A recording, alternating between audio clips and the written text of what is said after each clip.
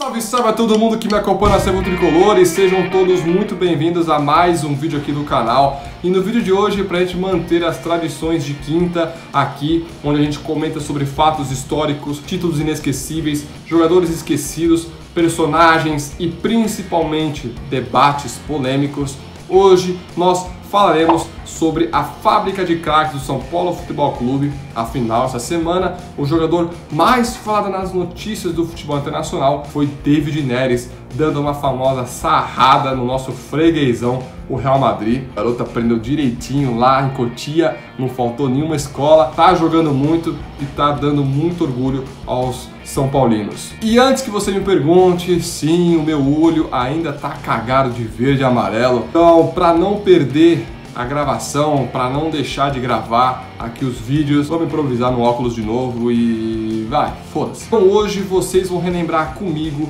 os jogadores que tiveram muito sucesso na carreira futebolística e que, claro, foram formados pelo nosso tricolor paulista. Então, sem mais delongas, bora pro vídeo. Um dos primeiros grandes craques formados pelo São Paulo na época do Dente de Leite foi Muricy Ramalho, o nosso Muricy, que chegou no tricolor no ano de 1964, quando o Morumbi ainda nem era completo. Muricy, desde criança, desde pivete, já demonstrava ser muito promissor tecnicamente. Com muitos méritos e indicações dos profissionais da base, Muricy subiu e estreou no time profissional no dia 22 de agosto de 1973, em um amistoso contra a equipe do União Bandeirante. Muricy era um meia clássico, vestiria facilmente a camisa número 10. Era muito veloz e extremamente bom tecnicamente, o que muitos até na época o apelidavam de Novo Pelé, o que até hoje o Muricy não gosta muito de falar, porque comparações com o Rei muitas vezes é muita injustiça. Pelo São Paulo, Muricy disputou 181 jogos e conquistou o Paulista de 75 e conquistou o Brasileiro de 77, sem contar que estava no primeiro esquadrão que chegou na final da Libertadores de 74. A seleção, Muricy foi um dos jogadores favoritos a estar na Copa do Mundo de 1978. Porém, infelizmente, uma lesão acabou tirando a chance dele disputar o Mundial. Anos mais tarde, Muricy seguiu a carreira internacional quando foi ao Puebla do México se tornar um dos jogadores mais importantes do time na década de 80, sendo ídolo e reverenciado até hoje por lá. Quando se fala de time de juniores, como não se lembrar da fase do Menudos do Morumbi de 85 a 87? Um dos esquadrões mais poderosos que São Paulo já teve em sua história. Para o vídeo não ficar tão longo, eu vou comentar daquele menudo que fez mais sucesso do futebol, o craque Miller. Em 84, o São Paulo não passava bons momentos. Aquela fase de ouro, 80-81, havia passado e existia uma certa seca de títulos que assombrava o clube, o que irritava tanto o torcedor quanto os dirigentes da época. Para piorar, em 84 o São Paulo tinha um déficit muito alto, o que impediria de uma contratação de nome para os campeonatos estaduais e nacionais. Foi então que o treinador da época, o inovador e um dos maiores professores que o Brasil já teve, o Cilinho, vendo uma ótima performance de alguns jogadores da base do São Paulo, decidiu subir os que mais tiveram destaques. E nesse pacote estava o Miller, uma das joias mais preciosas do nosso tricolor até hoje. Então, no dia 15 de novembro de 84,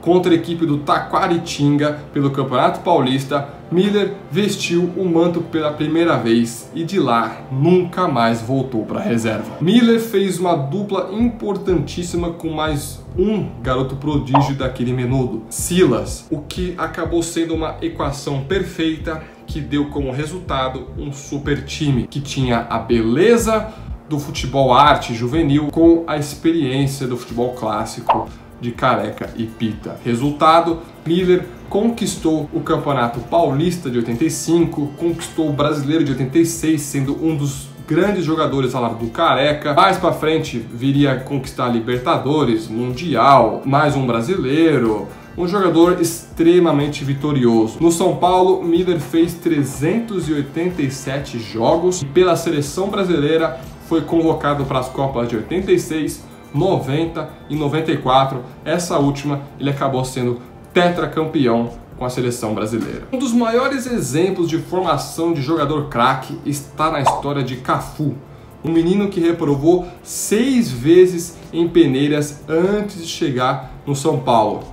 Cafu conta que sempre foi muito persistente em buscar os seus sonhos. Quando Cafu estreou no dia 23 de novembro de 1989, ele chamava muita atenção pelo seu porte físico, um garoto muito veloz e de muita raça. Porém, lhe faltava muita técnica. Mesmo com esses problemas que daria para ser consertado com muito treino, os técnicos de 89 consideravam o jogador um polivalente, o que realmente no futuro aconteceu, porque Cafu jogou de ponta, Cafu jogou de lateral, Cafu jogou de meio atacante, Cafu jogou de tudo quanto é jeito, só faltava ser goleiro, né, meu? Grande personagem que mudou totalmente a vida de Cafu foi Tele Santana. As chatices de Tele de querer alcançar a perfeição fez do Cafu um dos jogadores mais completos da história do futebol. Tanto que na época, 92, 93, Cafu era um dos melhores jogadores da sua época. Tanto treinar, de tanta persistência do Tele,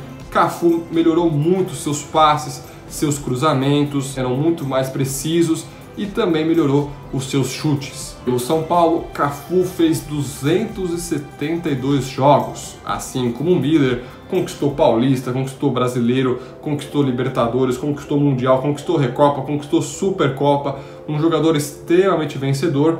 E pela seleção, o São Paulo, nossa, serviu mais uma vez muito bem a seleção brasileira, porque Cafu disputou 4 Copas, 94, 98, 2002, 2006, sendo essas duas últimas citadas como capitão, e conquistou em 94 e 2002 o Tetra e o Penta. E quase nessa mesma época, o São Paulo também teve um time recheado de futuros craques jovens, que eram conhecidos como o Esquadrão do Expressinho ou o Expressinho Tricolor, comandado pelo já falado no vídeo Muricy Ramalho, que estava começando sua carreira como técnico ao lado de Tele Santana. Para quem não conhece, o Expressinho era mais ou menos o São Paulo B. Era um esquadrão formado por jogadores que haviam acabado de subir da base, e esse time tinha como missão disputar campeonatos inferiores, já que o time profissional não tinha condições de disputar tudo. E uma das joias mais preciosas vindo desse esquadrão juvenil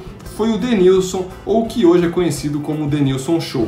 É o Denilson, futuro craque do Brasil. O craque 98, pode esperar. O menino que surgiu no São Paulo com pinta de craque pode confirmar a previsão antes do tempo. Em apenas um jogo pela seleção, conquistou o coração do velho Lobo Zagallo. Com Denilson é assim, tudo rapidinho. Desde que chegou no São Paulo aos 12 anos de idade, quando chegou nas categorias infantil do São Paulo, sempre demonstrou ser muito veloz, muito rápido e principalmente muito driblador. Denilson foi um meia ou ponta, o famoso jogador mágico que fazia truques únicos com a bola e que deixava qualquer adversário extremamente furioso. Aí correu para a área, lá vai Denilson, encara a marcação do Alex, dentro do espaço, fica difícil, outra vez 2 em cima dele, de novo Denilson. Na habilidade, sai de 2, lindo lance, opa, agora sim! O Denilson se assemelhava muito à história do Cafu, era um jogador completo em drible, mas pecava em passes, cruzamentos e tinha muita dificuldade no chute ao gol. Coisas que ao tempo na escola do São Paulo foi se aperfeiçoando até ficar um jogador mais completo. Denilson estreou no São Paulo no dia 2 de novembro de 1994, quando o Expressinho enfrentou a equipe do Grêmio pela Copa Conmebol, que seria o título que esse time conquistaria semanas depois. 4 anos mais tarde, antes da sua despedida para o Real Betis, Denilson também conquistou o Paulista de 1998, sendo um dos principais jogadores daquela temporada. Sobre o Real Betis, o Denilson por muito tempo na história foi o jogador mais caro a ser vendido na Europa. Na época, em 1997, Denilson foi vendido no valor de 32 milhões de dólares, um dinheiraço que foi parar nos cofres do São Paulo. Era um jogador extremamente badalado, todo mundo queria o Denilson, todo mundo gostava de ver o Denilson jogar por causa dos seus truques maravilhosos dentro de campo. Na seleção, ele foi convocado para a Copa de 98, quando tinha apenas 19 anos de idade, onde foi titular e vice-campeão, e também foi convocado na Copa de 2002, do qual ele conquistou o pentacampeonato. Inegável a reverência que Denilson possui até os dias atuais, sendo considerado um dos jogadores mais habilidosos da história. Muitos até o consideram mais ágil do que foi o Ronaldinho Gaúcho, o bruxo. E para fechar esse videozão, para não deixar esse vídeo muito longo e chato, eu não poderia deixar de mencionar o nosso Kaká, o último melhor do mundo brasileiro. Kaká chegou no São Paulo ainda muito molequinho, tendo participado pela primeira vez do time infantil do nosso tricolor, nos tempos também do Dente de Leite. E agora vai um momento curiosidade, você sabia que o primeiro jogo do Kaká no Morumbi ocorreu no ano de 94, quando ele disputou um pré-jogo, se eu não me engano, contra a equipe do Flamengo, um time de infantil que fez uma partida antes de começar a decisão da semifinal da Libertadores contra o Olímpia. Eu vou tentar deixar um vídeo que eu tenho desse registro, claro que não dá para ver com nitidez o Kaká, porque foi um torcedor na arquibancada que filmou esse joguinho, mas é legal que vale o registro, porque esse foi a primeira vez que os torcedores puderam ver o Kaká em ação pelo São Paulo. Mas depois de muito destaque na Copa São Paulo de Futebol Júnior no ano de 2000, do qual o Kaká subiu junto com Renatinho, subiu com Júlio Batista, foi no dia 1º de fevereiro de 2001 que ele estreou pela primeira vez oficialmente com o manto são paulino. Pouco mais de um mês da sua subida ao profissional, Kaká estava sendo um dos protagonistas da final do Rio-São Paulo de 2001,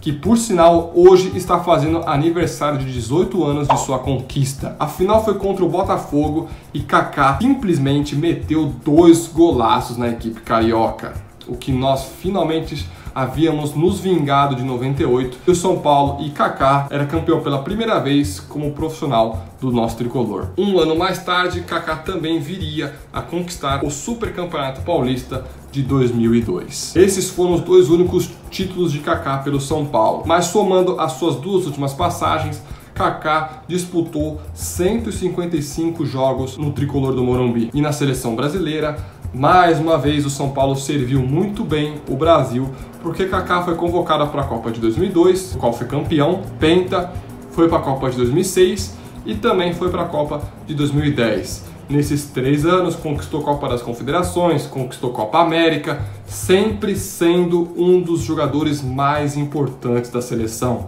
Ele simplesmente eternizou a camisa número 8 da seleção. Quando se fala em camisa 8, todo mundo se lembra do Kaká com a amarelinha e ele sempre comemorando assim, os dedinhos pro alto. Obrigado, Deus! Sem contar que o São Paulo também serviu mais uma vez os europeus, porque Kaká foi um dos maiores jogadores da história do Milan, jogou também no Real Madrid. Cara, ele foi foda, mano. Na moral, os europeus devem muito pra gente, né? Depois dessa listinha que eu fiz desses jogadores, é dívida histórica, hein, ô europeu? Bom, pessoal, esse vídeo fica por aqui. Eu sei que neste vídeo faltaram muito mais jogadores que foram formados pelo São Paulo, que também fizeram uma brilhante carreira, mas é claro que eu não poderia citar todos, porque senão o vídeo ia ficar gigantesco. Eu fico muito feliz hoje poder ver David Neres, Casemiro, Luiz Araújo, joias do São Paulo ganhando tanto destaque na Europa e que eu acredito que vão ainda ganhar destaque na seleção brasileira,